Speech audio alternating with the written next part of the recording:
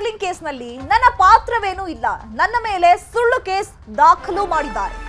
ಜೈಲಿಂದ ರನ್ಯಾ ಡಿಆರ್ಐ ಎಡಿಜಿಗೆ ಪತ್ರವನ್ನ ಬರೆದಿದ್ದಾರೆ. ಗೋಲ್ಡ್ ಸ್ಮಗ್ಲಿಂಗ್ ಕೇಸ್ನಲ್ಲಿ ಈಗ ನಟಿ ರನ್ಯಾ ರಾವ್ ತಗಲಾಕೊಂಡಿದ್ದಾರೆ. ಬಟ್ ಆದ್ರೆ ಈ ಕೇಸ್ಗೆ ಸಂಬಂಧಪಟ್ಟಂತೆ ನನ್ನ ಪಾತ್ರ ಏನೂ ಇಲ್ಲ, ನನ್ನ ಮೇಲೆ ಸುಳ್ಳು ಕೇಸ್ ದಾಖಲು ಮಾಡಿದ್ದಾರೆ ಅಂತ ಹೇಳಿ ಜೈಲಿನಿಂದ ರನ್ಯಾ ಡಿಆರ್ಐ ಎಡಿಜಿಗೆ ಪತ್ರವನ್ನ ರವಾನಿಸಿದ್ದಾರೆ.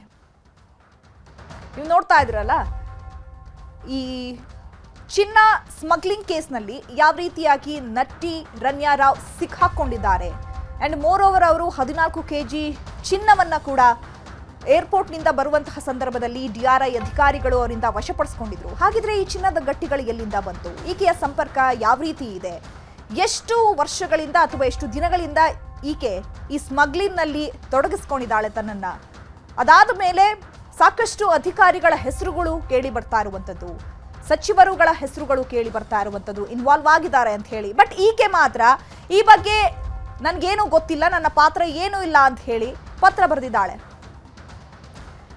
ಈ ಬಗ್ಗೆ ಮತ್ತಷ್ಟು ಮಾಹಿತಿಯನ್ನ ಕೊಡ್ತಾರೆ ನಮ್ಮ ಪ್ರತಿನಿಧಿ ಗಂಗಾಧರ್, ಫೋನ್ ಸಂಪರ್ಕದಲ್ಲಿ ಜಾಯ್ನ್ ಆಗಿದ್ದಾರೆ. ಗಂಗಾಧರ್, ರನ್ಯಾ ರಾವ್ ಈಗಾಗಲೇ ಚಿನ್ನ ಸ್ಮಗ್ಲಿಂಗ್ ಕೇಸ್ನಲ್ಲಿ ಸಾಕಷ್ಟು ವಿಚಾರಣೆಗಳನ್ನ ಎದುರಿಸ್ತಾ ಇದ್ದಾರೆ. ಬಟ್ ಈಗ ಈಕೆ ಬರೆದಂತಹ ಒಂದು ಪತ್ರ ಇದೆಯಲ್ಲ, ಆ ಪತ್ರದಲ್ಲಿ ಏನು ಉಲ್ಲೇಖ ಮಾಡಿದ್ದಾರೆ, ಏನ್ ಮನವಿ ಮಾಡ್ಕೊಂಡಿದ್ದಾಳೆ ಈಕೆ?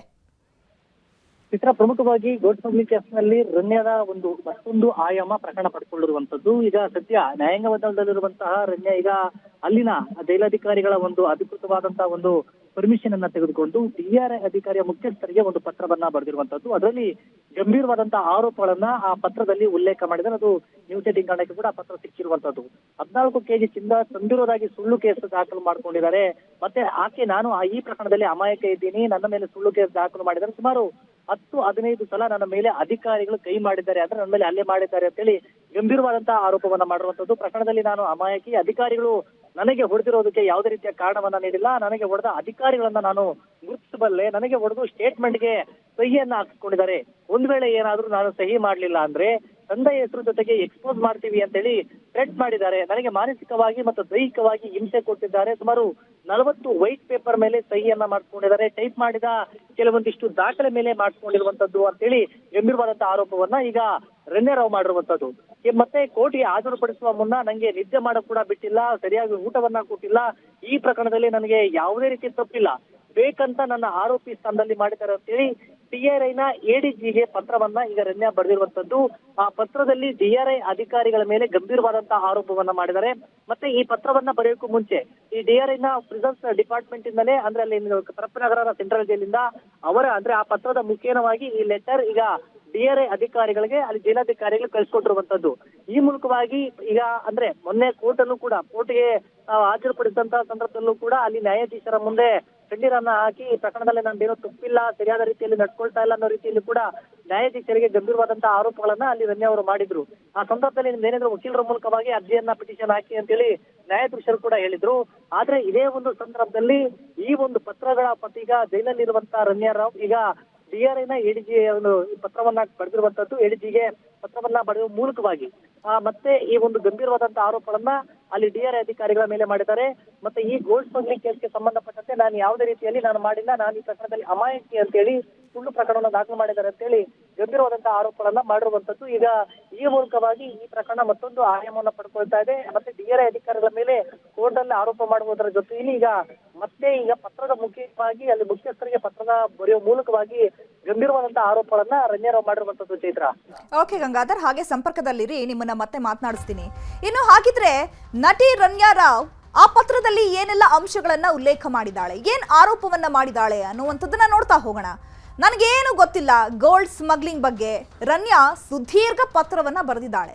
ಜೈಲಿನಿಂದ ಡಿಆರ್ಐ ಎಡಿಜಿಗೆ ರನ್ಯಾ ಪತ್ರವನ್ನ ರವಾನೆ ಮಾಡಿದ್ದಾರೆ. ಗೋಲ್ಡ್ ಸ್ಮಗ್ಲಿಂಗ್ ಕೇಸ್ನಲ್ಲಿ ನನ್ನ ಪಾತ್ರವೇನೂ ಇಲ್ಲ, ನನ್ನ ಮೇಲೆ 14 kg ಚಿನ್ನ ತಂದ ಬಗ್ಗೆ ಸುಳ್ಳು ಕೇಸನ್ನ ದಾಖಲು ಮಾಡಿದ್ದಾರೆ, ನಾನು ಮಾತನಾಡೋದಕ್ಕೆ ಯಾವುದೇ ಅವಕಾಶವನ್ನ ಅವರು ಮಾಡಿಕೊಟ್ಟಿಲ್ಲ, 10ರಿಂದ 15 ಸಲ ನನ್ನ ಮೇಲೆ ಅಧಿಕಾರಿಗಳು ಕೈ ಮಾಡಿದ್ದಾರೆ, ಅಧಿಕಾರಿಗಳು ನನಗೆ ಹೊಡೆದಿದ್ದಕ್ಕೆ ಕೂಡ ಕಾರಣವನ್ನ ನೀಡಿಲ್ಲ, ಈ ಪ್ರಕರಣದಲ್ಲಿ ನಾನು ಅಮಾಯಕಿ ಅಂತ ಹೇಳಿ ಈಕೆ ಪತ್ರದಲ್ಲಿ ಉಲ್ಲೇಖ ಮಾಡಿದ್ದಾಳೆ. ಗೋಲ್ಡ್ ಸ್ಮಗ್ಲಿಂಗ್ ಕೇಸ್ನಲ್ಲಿ ನನ್ನ ಪಾತ್ರ ಏನೂ ಇಲ್ಲ, 40 ವೈಟ್ ಪೇಪರ್ ಮೇಲೆ ಸಹಿಯನ್ನ ಮಾಡಿಸ್ಕೊಂಡಿದ್ದಾರೆ, ಸಹಿ ಮಾಡದಿದ್ರೆ ತಂದೆ ಹೆಸರು ಜೊತೆಗೆ ಎಕ್ಸ್ಪೋಸ್ ಮಾಡ್ತೀವಿ ಅಂತ ನನಗೆ ಬೆದರಿಕೆ ಹಾಕಿದ್ದಾರೆ. ನನಗೆ ಮಾನಸಿಕವಾಗಿ ಜೊತೆಗೆ ದೈಹಿಕವಾಗಿ ಕೂಡ ಹಿಂಸೆಯನ್ನ ಕೊಟ್ಟಿದ್ದಾರೆ. ಕೋರ್ಟ್ಗೆ ಹಾಜರುಪಡಿಸುವ ಮುನ್ನ ನಿದ್ದೆ ಮಾಡೋದಕ್ಕೂ ಸಹ ನನ್ನನ್ನು ಬಿಟ್ಟಿಲ್ಲ. ಕಸ್ಟಡಿಯಲ್ಲಿದ್ದಾಗ ಸರಿಯಾಗಿ ಊಟ ಸಹ ಕೊಟ್ಟಿಲ್ಲ ಅಂತ ಹೇಳಿ ಗಂಭೀರ ಆರೋಪವನ್ನ ಮಾಡಿದ್ದಾಳೆ. ಗೋಲ್ಡ್ ಸ್ಮಗ್ಲಿಂಗ್ ಬಗ್ಗೆ ರನ್ಯಾ ಸುದೀರ್ಘ ಪತ್ರವನ್ನ ಬರೆದಿರೋದು. ಎಡಿಜಿಗೆ ರನ್ಯಾ ಪತ್ರವನ್ನ ಬರೆದಿರೋದು. ಗೋಲ್ಡ್ ಸ್ಮಗ್ಲಿಂಗ್ ಕೇಸ್ನಲ್ಲಿ ನನ್ನ ಪಾತ್ರವೇನೂ ಇಲ್ಲ ಅಂತ ಹೇಳಿ ಎಡಿಜಿಪಿಗೆ ಪತ್ರವನ್ನ ಬರೆದಿದ್ದಾರೆ. ಅಂದ್ರೆ ಆಕೆಗೆ ಸಾಕಷ್ಟು ಹಿಂಸೆಯನ್ನ ಕೊಟ್ಟಿದ್ದಾರೆ ಅಧಿಕಾರಿಗಳು. 10 ರಿಂದ 15 ಬಾರಿ ನನ್ನ ಮೇಲೆ ಕೈ ಮಾಡಿದ್ದಾರೆ. ವೈಟ್ ಪೇಪರ್ ಮೇಲೆ ನನ್ನ ಕೈಲಿ ಸಹಿ ಮಾಡಿಸ್ಕೊಂಡಿದ್ದಾರೆ. ಅದಕ್ಕೂ ಸಹ ಉತ್ತರವನ್ನ ಕೊಟ್ಟಿಲ್ಲ. ಹಾಗಿದ್ರೆ ಈಕೆ ಹೇಳ್ತಾ ಇದ್ದಾಳಲ್ಲ ನನ್ನ ಪಾತ್ರ ಏನೂ ಇಲ್ಲ ಅಂತ ಹೇಳಿ. ಹಾಗಿದ್ರೆ ಏರ್ಪೋರ್ಟ್ನಲ್ಲಿ ಸಿಕ್ತಲ್ಲ 14 kg ಚಿನ್ನ, ಹಾಗಿದ್ರೆ ಯಾರು ತಗೊಂಬಂದ್ರಂತೆ ಅದನ್ನ?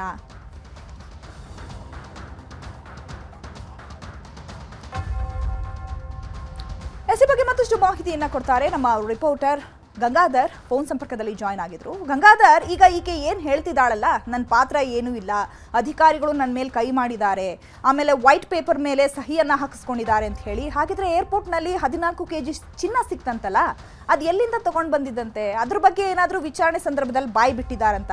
ಅಟ್ಲೀಸ್ಟ್ ವಿಚಾರಣೆ ಸಂದರ್ಭದಲ್ಲಿ ಏನಾದರೂ ಅಂಶಗಳನ್ನ ಈಗಲಾದರೂ ಈಕೆ ಬಾಯಿ ಬಿಟ್ಟಿದ್ದಾಳಾ?